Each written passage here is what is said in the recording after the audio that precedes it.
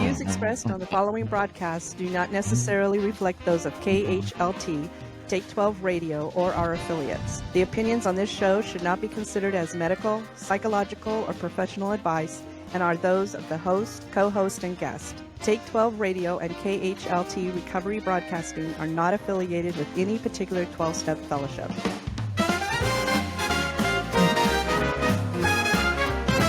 When the static of life fills your brain and the world seems a little too insane, just twist that dial, don't hesitate. There's a haven where good vibes await. Tune in and Take 12 for some joy and cheer. It's the sound of hope coming in crystal clear. Recovery talk and music so grand, a beacon of light, a helping hand. Well, greetings one and all, and welcome to another episode of the world's oldest and original recovery talk and positive music radio station and podcast, the Take 12 Recovery Radio Show, with Roger McDermott, Jack McCann, Dave Fleming, and our special guest Sabrina Rose. We're going to be talking to her. It's going to be a great show. We have the Make Believe Take 12 Recovery Radio Orchestra. We have useless and mindless information, a bunch of shenanigans, a great closing song, a new song by Mike O'Brien, our good friend. All here at the Take 12 Recovery Radio Show. Hold on to your recovery horses. It's going to be a ride. So here we go. Some joy and cheer. It's the sound of hope coming in crystal clear. Recovery talk and music so grand, a beacon of light, a helping hand. All right, welcome aboard, my friends. Hey, listen, she once was 30, dirty, and dying. Alcohol was her best friend until it landed her 5 hours away from home with a blood alcohol content high enough to end her life at just 30 years of age. For her entire adult life, she had felt justified in her draw to the bottle. But why? Well, I'm glad you asked, and we're going to find out. Sabrina Rose, welcome to Take 12 Recovery Radio. Hi, Monty. Hi. And Dave and Jack and Roger.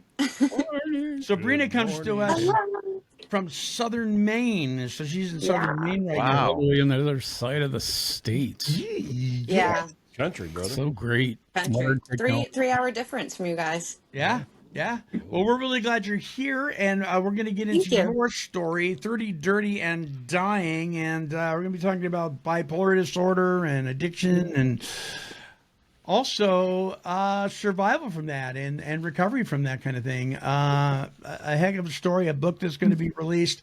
But first, we have to do our shenanigan part of the show, I think. Don't we, Roger? Absolutely shenanigans.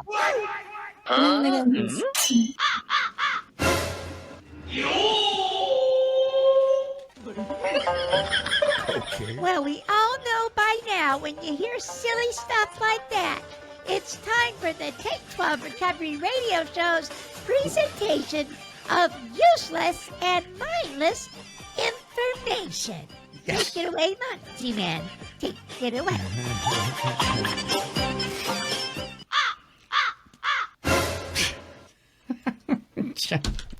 I quack myself up. Oh my gosh. Okay, we one of my favorite talking heads is no longer with us, used to say, I'm having more fun than a person should be allowed to have. All right, Generation Z. You guys all familiar with Generation Z? No. You're not? Okay, give or take a few years here. Generation Z refers to individuals born in the mid-1990s to 2010, give or take.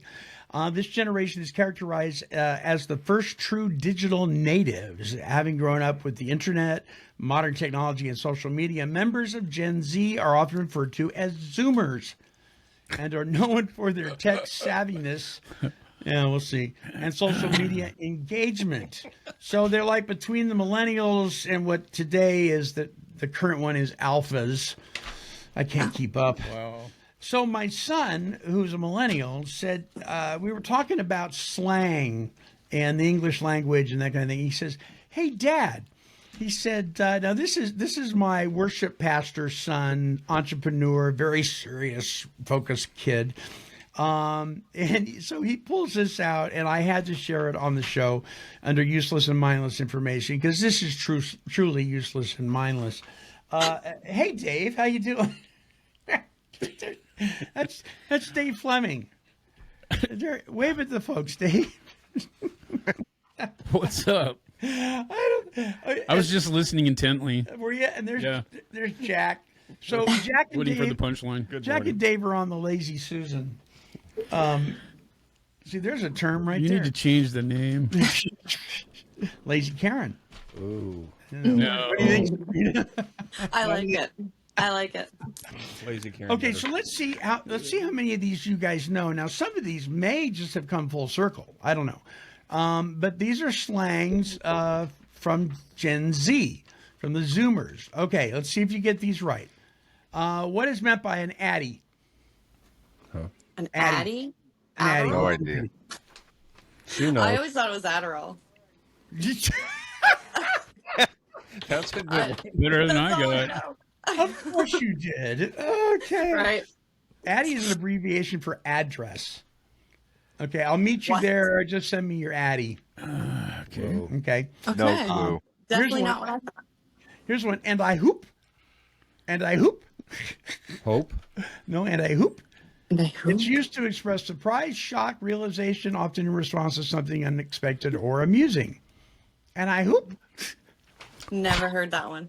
Me neither. Sounds like a lot of stoned people came up with these. Yeah. I like this one. Ate and left no crumbs. Oh, I know that one. Cleaned up after yourself? Yeah. No, So, it's like Sabrina, what does that mean? you did an amazing job. Ate and left no crumbs. Yeah, that's basically it. Just like you did a really, really It was great so, job. What you did was so good, nobody can duplicate it.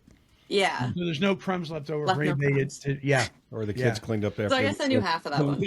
Yeah. You can tell what generation like tries to figure out what it is by what their answer is. Okay, here's one. Bay. Spelled B-A-E. Babe. Bay. Oh, of course. Okay. Babe. What's Bay? Babe. Yeah. Is it? It's like it's Girlfriend, it's boyfriend, babe. It just before. It stands for before anything else, technically. Oh. So this person is before anything else. Bae, Ah, your boo. bae. Wow. Babe. You're my bay. You're my bay. You're my bae. Basic. Basic, boring. Yeah. Yeah. Someone who is unoriginal and only interested in popular, trendy things. They're just basic. Basic. She's so basic with her pumpkin spice latte. Exactly. Oh. Yeah. Beige flag. Any ideas? Beige. Beige flag. Beige I don't flag. know that one. Neutral? Come on, Roger, get in here. Yeah, that I've would never make heard sense. of any of these. Me either.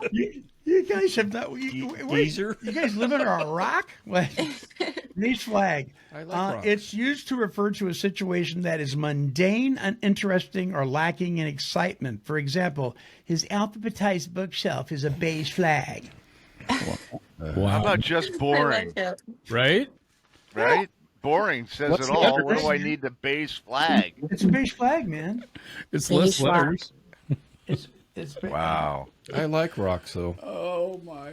That's what they had to come up with this code so that they can communicate without anybody knowing really what they're saying. How about big back? In secret. Big back. I ain't touching that one. Big back. I don't know that one.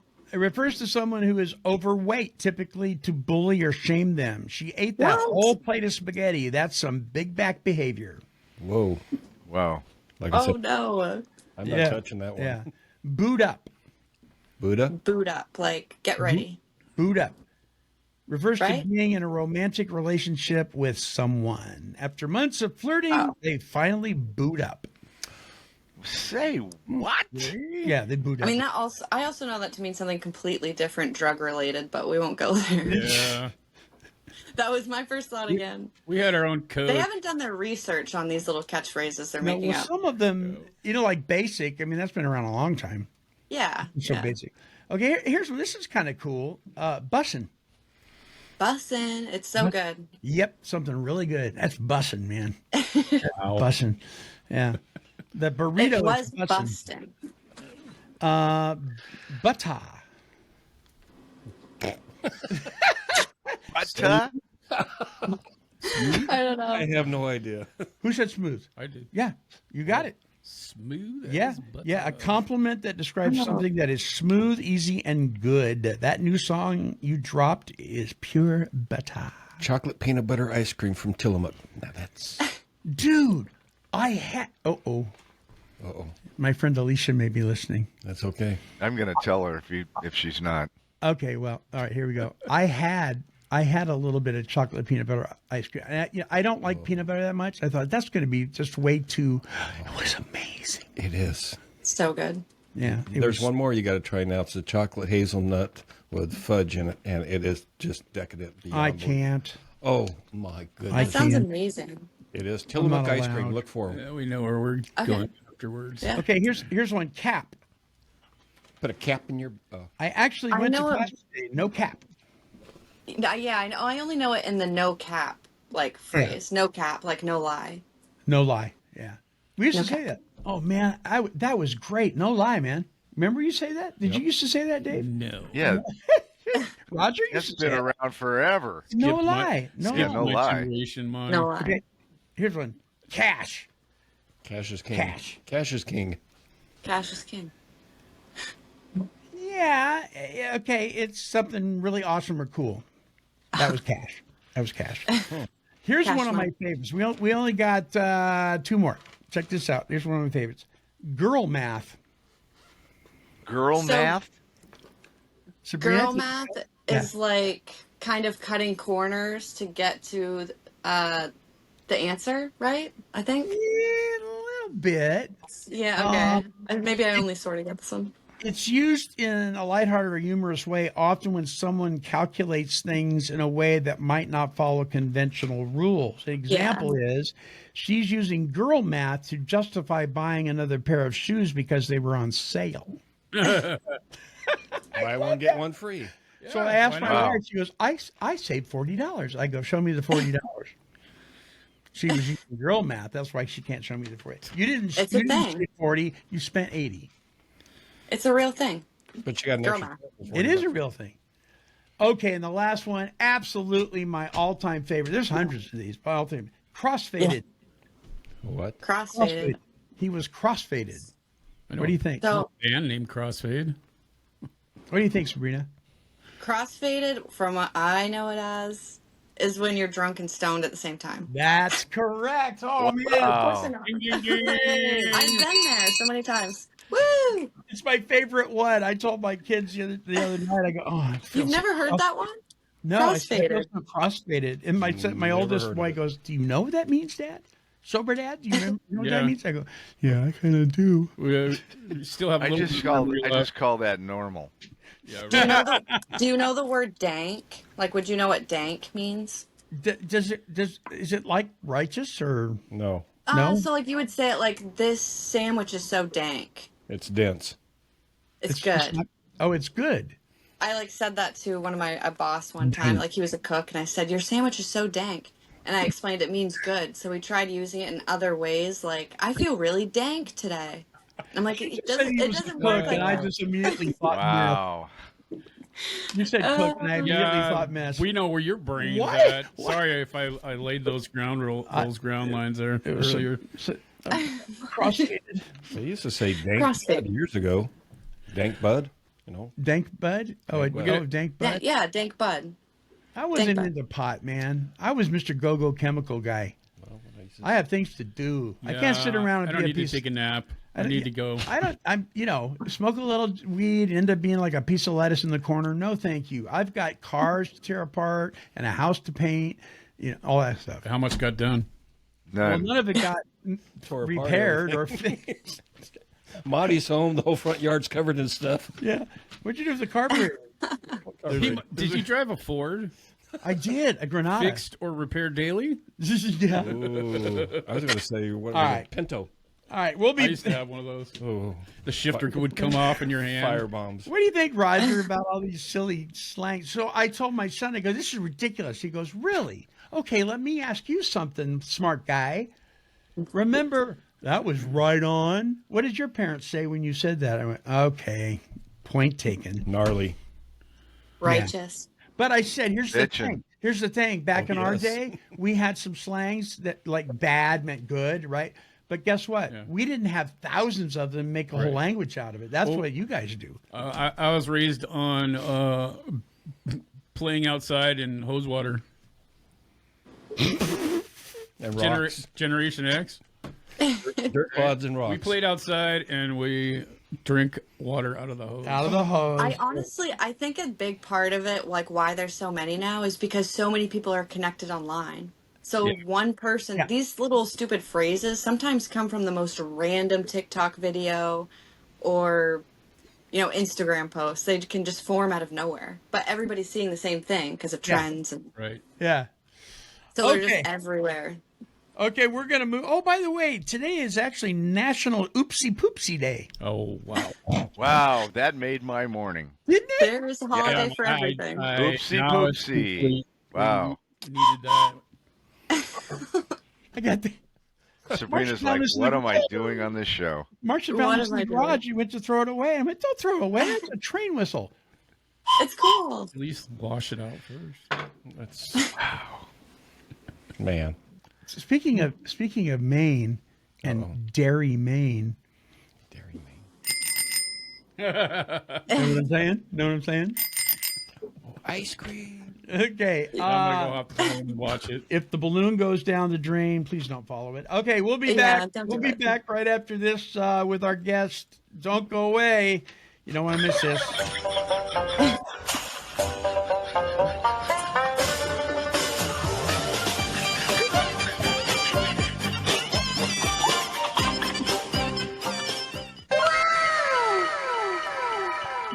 This is Tom Williams. And Alicia Martinez, and we'd like to invite you to join us right here at Take12Radio.com for the Came to Believe Recovery podcast. Topics will include a deep look into the how and why the 12-step movement was so successful in the past and how it can experience that success again today. You can catch up on all our episodes at Take12Radio.com by clicking on the Came to Believe Recovery podcast banner. And I came to believe in a power much higher than I.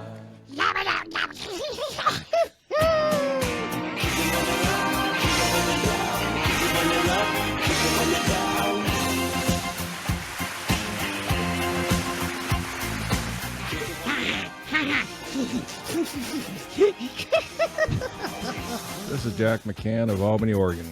You're listening to Take 12 Recovery Radio, recovery talk, and positive music. Wow. I feel Is that the honored first time you heard yourself? in a while. I mean, his lips didn't even move. Isn't that great? Hey, listen, if you feel stuck in your recovery, you feel like you're bored, it's like, oh my gosh, if I go to another meeting, especially if that guy shares, right? I would recommend highly the individual, the author who is actually the sponsor of this particular episode, Dr. Alan Berger, a PhD, author of 12 Stupid Things That Mess Up Recovery, and his book, 12 Essential Insights Toward Emotional Sobriety, Getting Your Recovery Unstuck. Here's a little piece in here. Perfectionism is not doing things perfectly, it is expecting ourselves to do things perfectly. It is the relentless drive towards the unrealistic, inhuman, and unattainable goal. That's just a little quote there from Dr. Alan Berger. This guy is absolutely amazing. I recommend this book highly. It has saved my blessed assurance on more than one occasion. All about emotional sobriety. 12 Essential Insights for Emotional Sobriety. You can get this book. Yeah, great book. You can get this book at abphd.com, and he'll sign it for you and send it to you. All right. Roger McDermott is from Huntington Beach, California. And there he is. And Jack is, are you originally from here, Jack? Been raised here. Yeah. Born and raised here in Albany, Oregon. And Dave, I know you're from the other side of the country. California, Minnesota, Oregon. Where'd you go? There you go. And Dave's certified alcohol and drug counselor level 2. Roger's certifiable. There we go. Look at him. Look at him. And great co-host and friends of Take 12 Recovery Radio. Thanks you everybody for being here on National Oopsie Poopsie Day. Okay, our guest is the author of a book that is going to be dropped hopefully in July, and on her 1-year sobriety birthday. True, Sabrina? Yes, Yes. true. Yes. July 7th. So that's going to be the 1-year sobriety date for me. And my book should be available to purchase on Amazon. And Same it day. is So kind of a big deal. It is entitled 30, Dirty, and Dying. This is about 30 years of dealing with bipolar dysfunction, disorder, et cetera, right? Yes, exactly. That's a long time. This is 30 years untreated? So not entirely, but Okay. Well, mostly. talk to us about this. Talk to what can people expect to see if they get this book, when they get this book? So my book is different from other memoirs that go over sobriety and bipolar disorder because a good chunk of it is my real authentic journal entries. And I think that's a big part of why I'm able to publish this book, because so much of my life I don't remember accurately, whether it be from trauma response or bipolar episodes or my addiction or all three. Yeah. So it's helped me keep track of how I've gotten to my sobriety. When I was 25, I was formally diagnosed with bipolar disorder, and I stayed sober for 3 years. But I got off my medications. I was kind of letting the outside world influence me. Listening to people's judgment kind of changed my better judgment. And I flushed my medications, and within 2 weeks I was relapsing. And it was a really, really bad relapse. It was over the course of 1.5 years, and then the last 6 months entirely, I was blackout drunk every single day, 0 days Wow. off. Wow. And a couple weeks before I turned 30 was when that sobriety started rolling in. So I want to make sure that I give credit where credit's due here. Dave Fleming got a hold of me and told me about you, and that's one of the reasons why he's here today, is because you guys made a connection, and then we made a connection for this particular episode. Dave, did you want to start us out a little bit on any questions for Sabrina, or talk about what you have read so far as her memoirs go? Well, I was, I wanted to let her tell her story, but there was I have a question, but it'll be after you kind of go through a little bit of the start of your story. Yeah. Or maybe it's not the start, but the transition from your sobriety when you had your relapse and then getting sober again. There was a couple things that stood out to me in the beginning of your memoirs that I just had a question that I think other people would be interested on.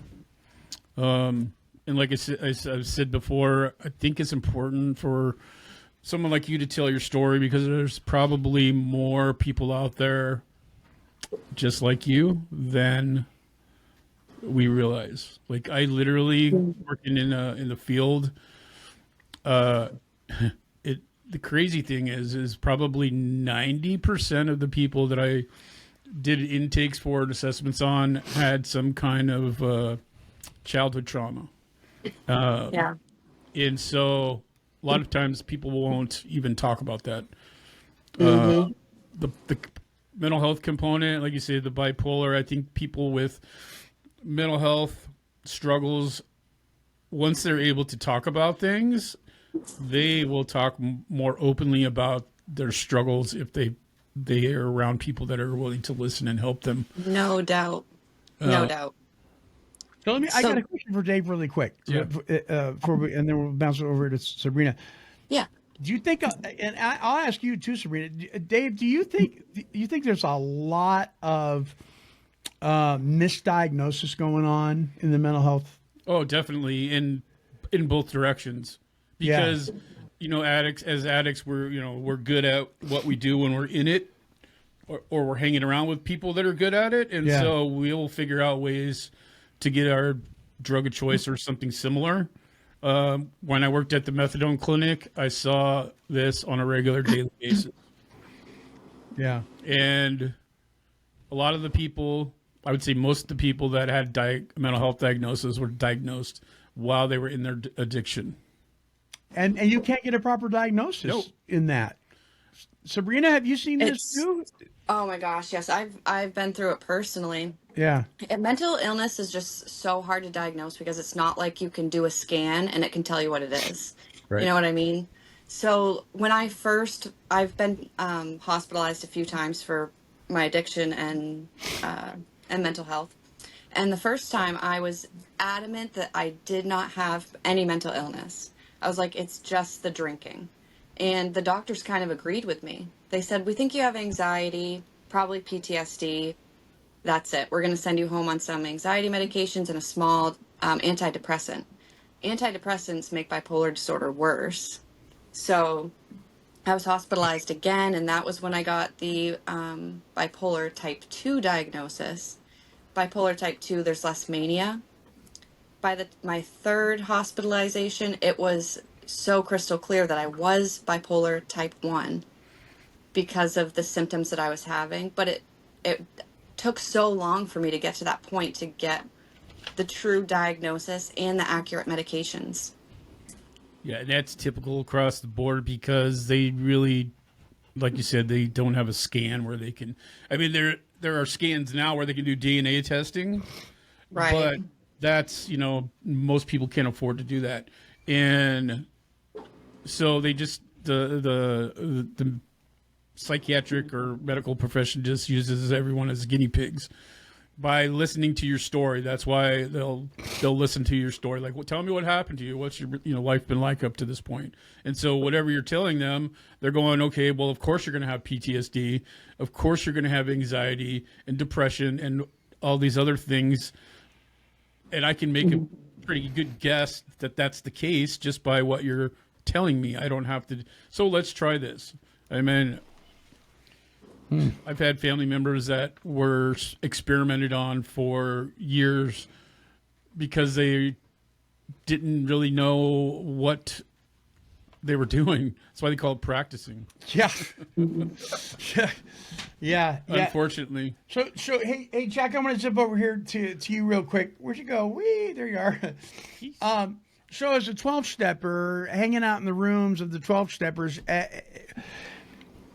do you think there's a lot of people in the rooms that think it's just about the booze and it's not about mental health issues or trauma? It's just, if I could just stop drinking, all will be well. Yes, 100%. And there's a lot of folks that come in there and they don't realize, as well as a lot of us are sitting there, that these folks have mental illness problems, and it's not just anxiety. There's some severe mental illnesses that come in there, and by all Bring that mic a little closer to you. sorry, by all accounts, they look normal, but their actions and how they speak are not. And there's several people that I might stand at an arm's distance away because they actually scare me to death because their actions, how they've represented themselves and spoke in the rooms.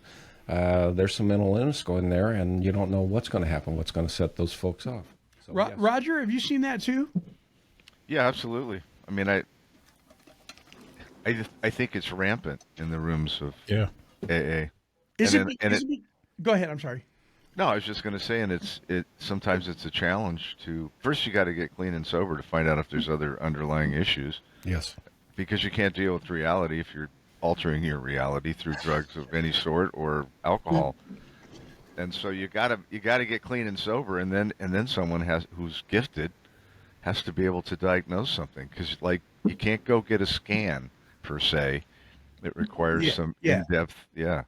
So the truth of the matter is that a lot of people go in and get diagnosed and they're 2 weeks off of alcohol, 2 weeks off of meth or whatever, and they're depressed or they're manic, but they're supposed to be, right? They're yo-yo boy or yo-yo girl, and until we get them off the substances, we can't start treating. I mean, I don't think we can. Sabrina, what do you think? Oh, Should we absolutely. start treating them with medications when they're already medicating with this other stuff? Don't we got to get them clear-headed first? I agree. I would hope that most doctors would recognize that you have to be able to see someone at their baseline. And obviously, when you're coming off a substance, alcohol, meth, anything that is altering your mood that extremely, you're going to be bouncing all over the place. My last detox, my emotions were just ricocheting everywhere. So it was hard for them to really step back and know if it was a bipolar episode. Is this just the withdrawal? Is it both? Yeah. So I was in the hospital for 2 weeks. It was not a quick little hop in and. What happened? What got you there? I mean, did you jump out of a car on the freeway or something? I mean, what was the deal? Oh gosh. So it started a couple weeks before my 30th birthday. And I had started getting these really bad stomach pains. I was throwing up blood. So I was like, okay, I got to see a doctor. They did a scan and they said, you just got to stop drinking. This is alcohol-induced gastritis. Stop drinking. Unfortunately, I asked for detox that time and they said no.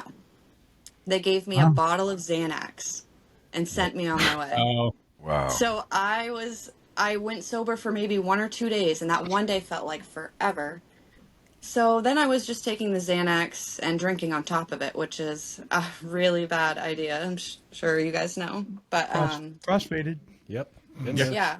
So again, a second time, I don't even remember calling the ambulance, but I called 911 because I was throwing up blood again. Went to the hospital. They did order detox the second time, but I pulled out my IVs and took off running.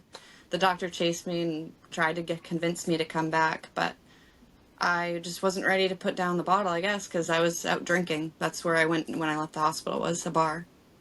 And only a couple days later, I was in the middle of what I believe was also a manic episode, and was hallucinating, like things happening that didn't actually happen. I don't remember exactly how I got to the detox unit. I just know that I called the police and filed this report of something that didn't actually happen. And the police caught on to it that I was so out of it. My blood alcohol content was coma level. So I just woke up in the ER in the hallway on a stretcher. And my phone was dead. I didn't know what was going on. Everybody was mad at me. My dog was taken into animal control because I had left him in a hotel room. And I didn't wake up for like another 24 hours since being in the detox unit. So it was all just this huge mess. My life was a huge mess. And I stayed in that detox. It's horrible to be in that spot where you don't know where you are, how you got there, or that time lapse, right? That you talked about writing in your journal. That's how you know. Yeah. You knew about some things you don't remember. Yeah. I was drinking a gallon of vodka every day for like the last 2 years of my run, and that was like just to maintain normal. And my last BAC was like 0.4 something or another. But when I went to treatment the first time, I didn't sleep for like the first week, and I couldn't figure out what the hell was going on. Because if I'm drinking, I'm should I be depressed? Yeah. And when you're coming out of it, it's almost like, for me anyway, it was the opposite. And they actually, to speak on the medication, I was on antidepressants for about 6 months because just to equalize my chemistry. Yeah. Because I had been drinking for so long. But after 6 months, I was pretty much okay with and stopped that. That was after the first time. But the other thing about that whole mental health component of is, I love 12-step meetings, but I think it does people with mental health a disservice. And sometimes it's because it's like the magic elixir, right? Well, you just go to the meetings and no, but you get people like they're old school, right? We all know some of these, right? Yeah, if you're on medication, you're not sober. Right. Well, right. if you have diabetes, you're not taking your insulin. Yeah, they don't say anything about that. Right. Yeah. There's a great 12-step groups called DRA. Before I forget, I just wanted to put a plug in there. It's called Dual Recovery Anonymous. Oh yeah. And they talk about, you're able to talk about use 12-step. They have a whole book series and everything, but the mental health, your addiction, and medication, and you're able to talk about everything in that meeting. At least was my experience. And that's not the same as California Sober. No, that's not harm reduction. That's not. This is a total different thing. It's just, And attention deficit, that's a mental health disorder. So people think that they don't have a mental health because maybe they were diagnosed with that, or it's a stigma, right? The other stigma is like I can't say I have a mental health disorder because then that throws everything out the window. Oh, if it's on my records, I can't do. I know people that can't join the military because they had mental health issues on their record, but they were drug induced. You can't get insurance. Yeah. Like All that. can't get insurance. So Sabrina, so it's just starting out. It was horrible, right? Before, I mean, you say that you had been abandoned by your heroin addicted parents. These are your blood parents, right? Yes. Yeah. And then you were given away to foster care at 7. You were adopted by a family that would teach you more about pain and betrayal than love, and it happened again, right? It did. Sexual abuse, abandonment issues, terrible trauma. And some would say, oh, is she going to blame everything on that? That's not what you're doing here. Not at all. But we have to recognize this, right? Right. Exactly. Those facts of my life are components of my addiction. They just are. Maybe I would have been an alcoholic even if I had grown up in the most loving, wonderful family ever. But when I look back on how I got to the point of getting addicted to alcohol, I know that a big part of what lit that fire were the abandonment issues that I had and the sexual abuse and how my body learned and my mind learned how to survive through it. Sure. The muscle memory is real. It really is. So it was. Go ahead. I'm sorry. Go ahead. I was just going to say that the alcohol kind of gave me a chance to escape not knowing how to deal with all of these things that happened to me. Mm-hmm. And it gave me what I thought I was missing at first. At first. Now, you had a bachelor's degree in psychology? I do. Right. I do have one. Yeah, I do. In your addiction, though, you had that, true? No. So I actually did not. I bounced in and out of colleges from like 18 to 23, never actually got a degree. Then I got sober. And during that like 3-year sobriety period that I did have, 25 to 28, I got my degree online for psychology. So you were sober, but you lacked, to put it your way, you lacked soul. Yeah. Right? You're trying to figure out what was going on with you by being your own physician, as they say. Yeah, I had always with psychology as we try to figure out who we are and out of that. Oh, definitely. Yeah. I had always been interested in it, and probably just for that reason, as a way to like try and figure out myself and figure out also my family. Just as a way to broaden my mind and see things maybe differently, maybe better understand why bad things can happen and how we deal with them. So I have a question for you. Were you a dual diagnosis for one, and did you have alcoholic psychosis at your final stages before you went up into the hospital? Was I diagnosed with alcohol psychosis? Well, that's going to be one of the final things, but dual diagnosis such as the bipolar and addictions and everything like that. because I was told by a good friend of mine that my final stages of alcoholism, it was I was alcoholic psychosis, and I was at the tipping point of either death, institution, or dead. So you were duly Yeah. diagnosed, actually diagnosed? Yeah, sounds like yeah. it. Yeah. Me? Yeah. Yes. I was diagnosed with bipolar disorder, and I also had psychosis. They did not actually put in my medical file whether it was alcohol related or bipolar related. Just that there had been notes of psychosis, including like seeing things that weren't there, hearing things that weren't there. Did that happen more after the meth got involved with this? No, not really. Interesting. Okay. I had stopped the meth right before I went on the 6-month blackout bender. Wow, 6 months. It's every day, not a day How much off. of that have you been able to recall? Oh gosh, it's actually really frightening to think back on it. I remember a lot of painful mornings. Yeah. Yeah. 6 months. I mean, I fell asleep passed out or whatever you want to say. I got too high on Santa Monica Boulevard where it meets the coast down there. And Roger, we drove there here not long ago. I said, I haven't been back here. This is where my journey started since back then. And I woke up a week later in Oregon. I thought that was a blackout. 6 months? 6 months. Girlfriend? Oh my gosh. Yeah. Yeah. Cross-faded, baby. It cross-faded. Wicked. Whoa. But yeah, it started off like I think I remember most of the beginning, but probably not. But it started off fun. Like at first it was like, geez, I have this opportunity to just get blackout drunk every day. I'm going to do it.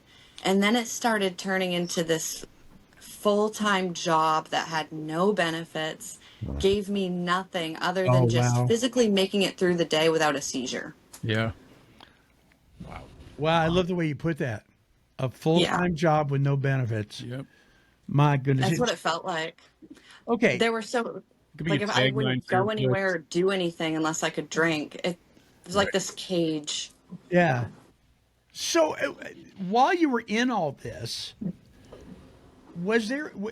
did something happen? Was there a spiritual thing that took place? Did you have a white light experience? Did you hear voices? Did you just wake up and say enough's enough? So what was the thing that really got you going in a direction that was going to change your life? So I think it was a lot of different things because I'd woken up in hospitals not knowing how I had gotten there before, and it still didn't stop me. Yeah. But this last detox, it really hit me that I had hurt so many people around me. It really hit me that my dog was taken. I got him back, but he had been taken. I didn't think I was going to. And then just the detox itself was so horrendous. Unlike anything I didn't know how bad it could be. And I was hallucinating demons crawling up my bed to drag me to hell. I felt what I interpret as God speaking to me and telling me that I was not going to survive another relapse. I felt so extremely close to death that it was enough to scare me straight. When I looked in a mirror and my skin was gray and blue, I thought I was dead. And I felt dead. Do you truly believe somewhere in your innermost being that this just wasn't psychosis, that this was a spiritual attack? I do believe that. I believe that I really did speak to God. Yeah. And I believe that it's true that I won't survive another relapse like ever again. And that the demons were real? The demons were real, and it was like his warning. Yeah. Oh, wow. I had a That similar if I experience. survived through that, it was my last shot. Yeah.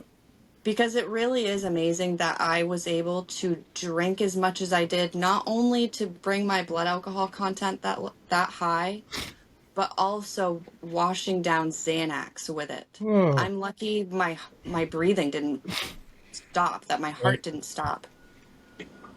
My goodness. So the title of your book, 30, Dirty, and Dying. Okay, you were 30. But why do you refer yourself as dirty? I'm trying to remember how I came up with the title. I'm pretty sure I was in the hospital still when I thought of Yeah. it. Like, because there were so many of us in there that were 30 and all there for alcoholism. It was wild. But we're sitting around, we're like, geez, look at our 30s. Like, I guess the party's over. We're all just 30, dirty, and dying. And it was kind of like my running joke, I guess. Instead of 30, flirty, and thriving, Oh, I was like, I'm 30, dirty, and dying. dirty, flirty. Wow. That's me now, Roger. 30, flirty, and Right. driving. Yeah. Not really, Monty, but No, that's all yourself up. right, okay. Wow. Maybe they'll manifest it into reality. Yeah, right. So God basically told you this was it. This was it. Yeah. So then what happened? I sat on the floor of the psych ward in my room and cried harder than I've probably ever cried in my life. I felt like my soul was being ripped in half. I felt like God was punishing me. I went and looked for a Bible, which, if anybody knew me before this, me That getting wasn't in your sober, library. not even a little bit. I would laugh at people who believed in God. I think it was this anger that I had already for God that I turned into like this weird hatred. But anyway, I went and looked for a Bible and I prayed a lot. I tried to get into some rehabs, but I got denied by every single one of them. Wow. And the last one that denied me, I was so angry. And I just said, you know what? Screw this. Screw all of these doctors. I'm just going to go back out on the street and I'm just going to drink myself to death because that's obviously what everybody wants because nobody's taking me into a rehab. It was just this very like entitled and allowing myself to be disappointed at any answer that wasn't yes. And I prayed after that too. And I came to like this understanding that it's just not my path. And it doesn't have to obstruct my sobriety. Right. Maybe if I had gone to a rehab, maybe it would have been really bad for me. Maybe it would have triggered me and I could have, I don't know, left and just drank somewhere else in 5 hours from home. So I just accepted that it wasn't my path, and I decided that anything that stands in my way, I'll just find a way around it because I'm good at that. Amen to that. We are talking to Sabrina Rose, the author of 30, Dirty, and Dying. The book is scheduled to drop on July 7th. And I want to encourage you to visit her Facebook page. Just type in Sabrina in Sobriety. Also, her Instagram is Sabrina Illustrated. And it's up, if you're watching on the video feed, those are up on the screen right now. That's Bella in the background. Hi, Bella. Hi, Bella. She'll talk to you. Yeah. Are you going to talk? Are you going to talk? You got any questions for Sabrina? Bella. There you go. Yeah. She's got Pitt in her because that's what they do. That Pitt talks to you. They talk to you. She's saying, I want to treat Sabrina. Oh, I wish I could give her one. I know. So Sabrina in Sobriety is the Facebook and Sabrina Illustrated is the Instagram. Okay, so it's going to drop on Amazon and then hopefully at some point actual published hard copy, right? Yeah, I'm definitely going to look into both. Yeah. But for right now, it's going to be ebook. We'll segue into printed copies eventually. Yeah. What is Sign your me up for one. Yeah, me too. Oh, thanks. No, we need to get that Yeah. and help get the word out. So, what do you hope? What is the big takeaway that you hope people will get when they read this?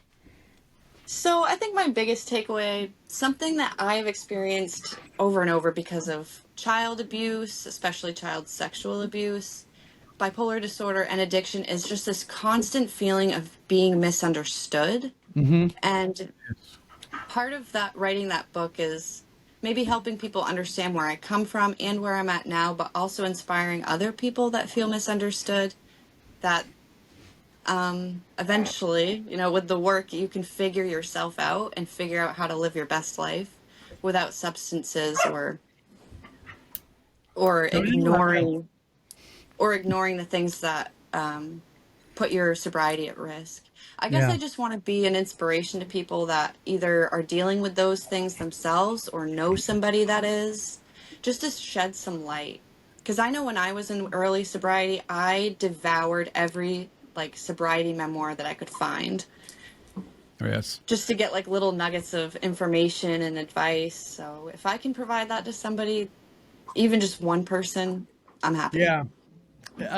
Dave Fleming said something. I think we were off the air at the time, and I just kind of overheard it. He was talking to you. We were talking about um, women sharing their story, and how a lot of times, I know definitely on this podcast, as well as others, a lot of times there just isn't a whole lot of that going on.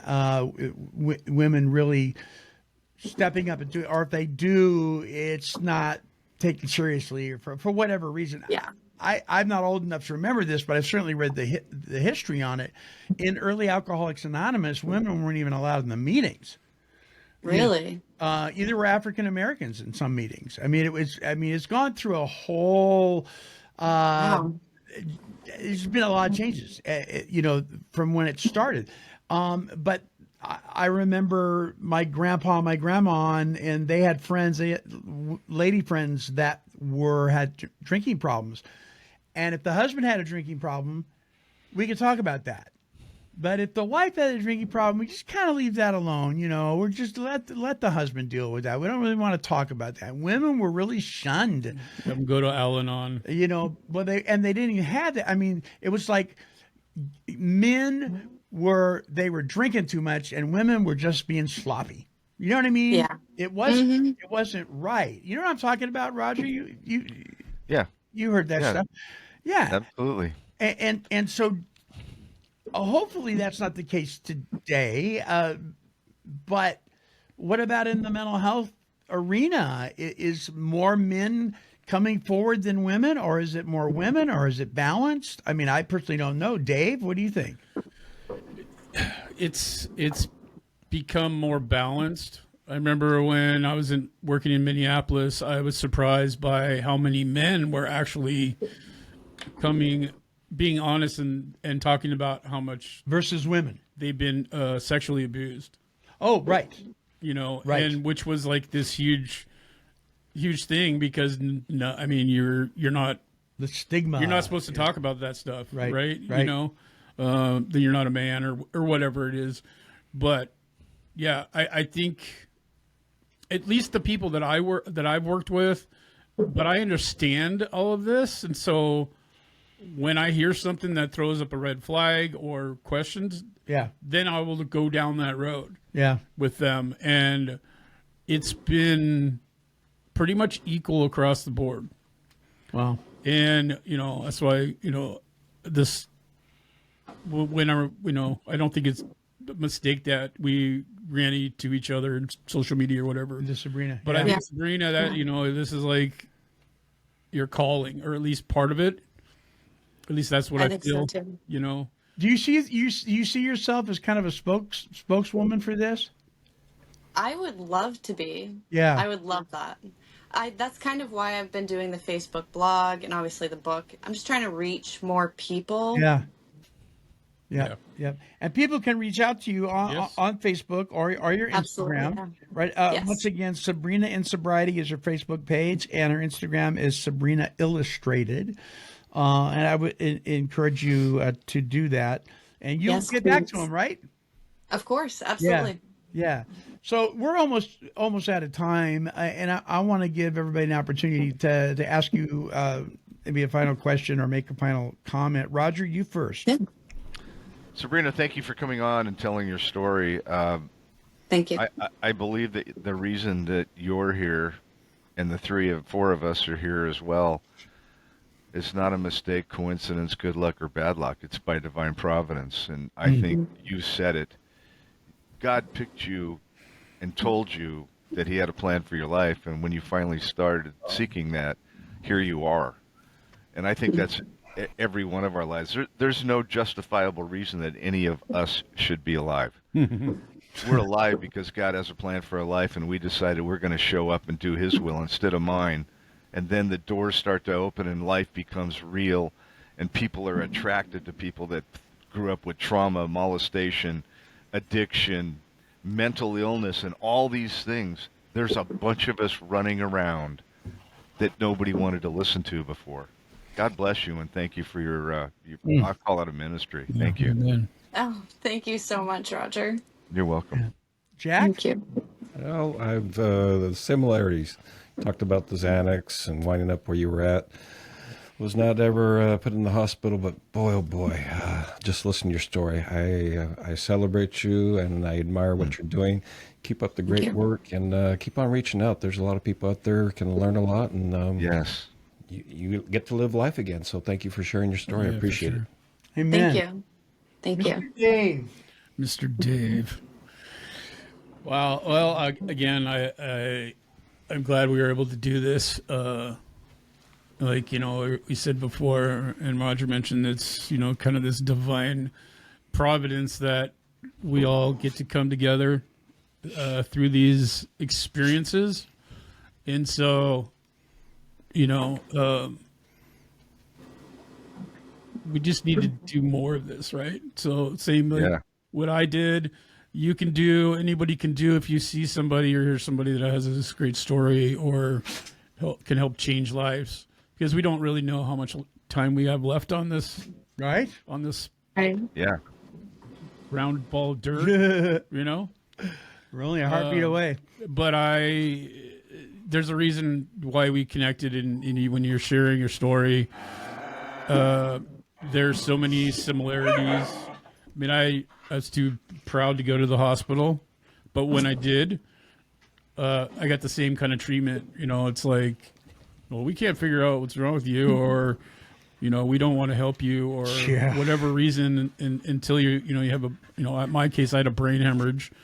Oh my gosh. But yeah, it had to go to 4 hospitals to get it sorted out. That was crazy.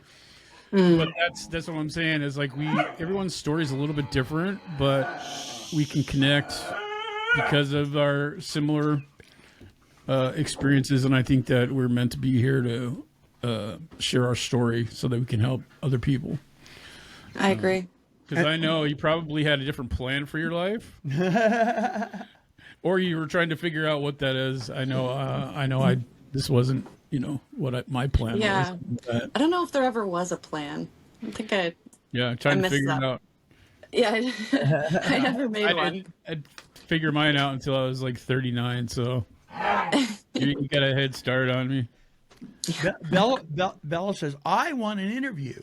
And the part about the strength, and saying, you know what, I don't care what anybody says. I'm going to do this for myself. No, I don't care what, in fact, it's lighting a fire under me to do this because I know that this is not, whether it's unconsciously or what, like I know that this is not what my life is meant to end up like. So I'm going to do whatever it takes. Amen. That's another connection that we had is I had to do the same thing. So, I can't wait to see the finished product, and I'll be out there pounding the internet sidewalk, sharing your story. Thank you. Definitely stay in touch with us. This has been bussin'. Definitely. Bussin'. It's been bussin'. Wow. It's been bussin'. It's been Someone say dank. Totally dank. Awesome. Yeah, it's dank. Bella says it's dank. Bella does. Yeah. Sabrina, any last words from you before we do our closing song?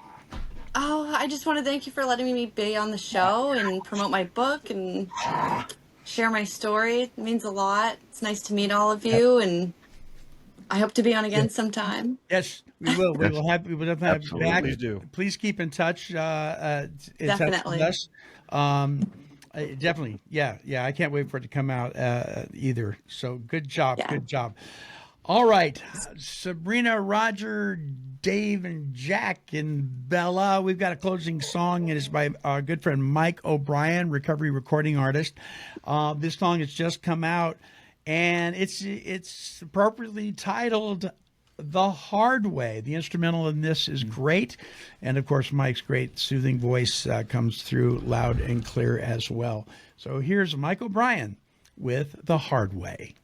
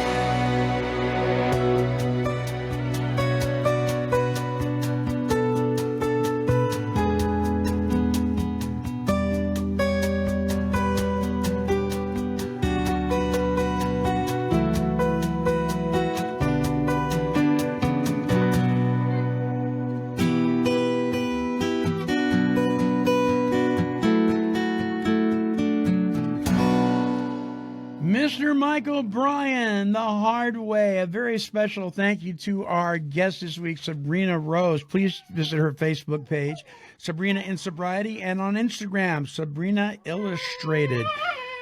And there's Bella in the background just having a good old time, wishing you all God's perfect serenity for each and every one of you. Thank you, Roger, for being here. Jack and Dave. Sabrina, thank you so much. And we'll check you out later on the next episode. Hey, Bella, what's going on? Bella! Bella! Don't let the weights of the past keep you down.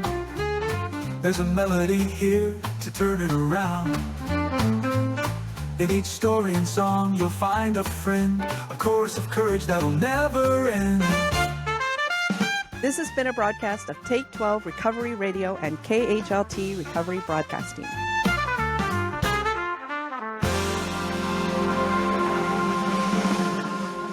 Here, kitty, kitty, kitty, kitty. This has been a Chicken and a Pig production.